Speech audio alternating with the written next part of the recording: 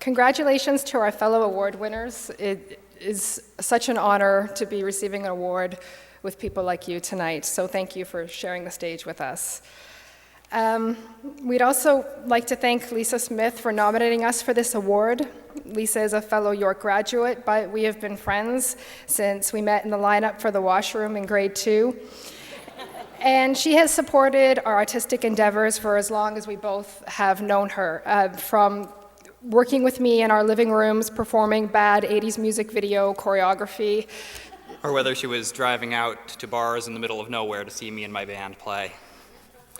We'd also like to thank the people who supported our nomination, Linda Antaski at Mirvish Entertainment, Lily Hung at the New York Musical Theater Festival, and Michael Rubinoff, who is here with us tonight.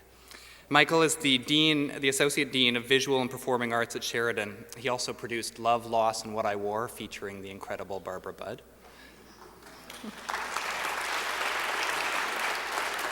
And we're thrilled to be working with Michael on our next show as part of the Canadian Musical Theatre Project.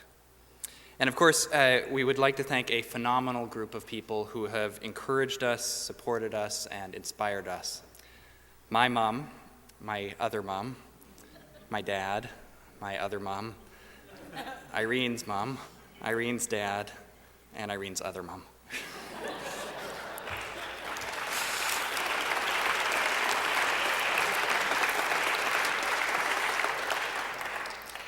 We can draw a chart for anyone who needs it later.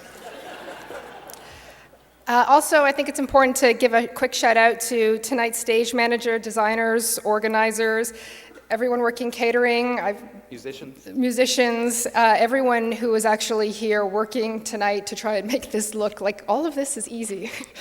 At York, I studied set and lighting design, but I also was a stage manager, a carpenter, a head electrician, a wannabe rock star, a wannabe poet, and the artist for a comic called the Justice League of York. I currently do none of these things. Irene was a psychology student focusing on differently abled children. She minored in creative writing, but she also took courses in theater and dance. She still does all of these things. One way of looking at this is that we both tend to be a little unfocused. But another way of looking at it would be that York gave us the freedom to really explore who we wanted to be.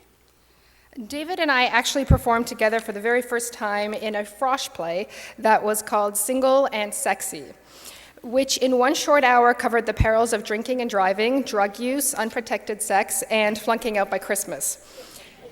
And my psychology thesis was whether or not Single and Sexy was an effective educational tool for changing risky behavior in first-year students.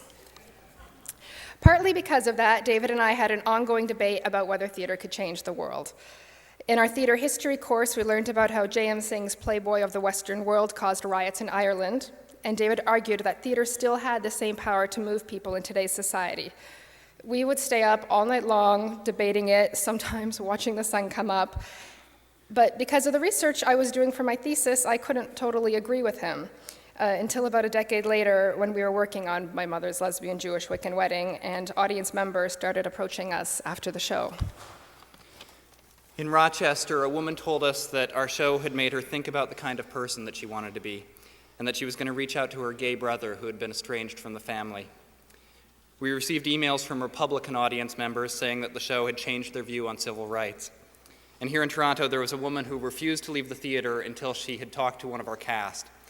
She said, "I'm 70 years old, and I'm Jewish, and my granddaughter is marrying another woman.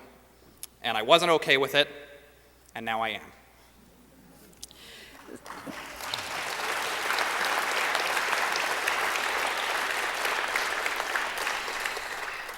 So sometimes it feels naive to believe that a piece of theater can ultimately change people's opinions, but that's what we hope, and that's why we keep writing and we keep performing.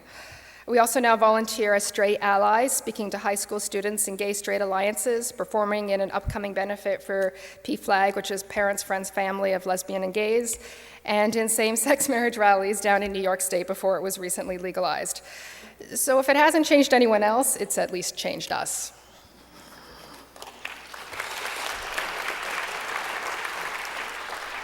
York made us think about the kind of people that we want to be. Our professors instilled in us in a belief in the importance of the work we do and they gave us a solid platform to launch our careers and to create theater that we hope can change the world, just as our fellow recipients have changed the world. And even more valuable, York also gave us each a wonderful writing, producing, and performing partner. Irene and I met on our first day of York, and we recently celebrated our 10-year wedding anniversary.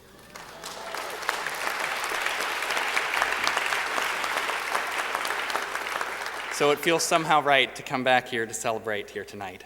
Thank you so much. Thank you.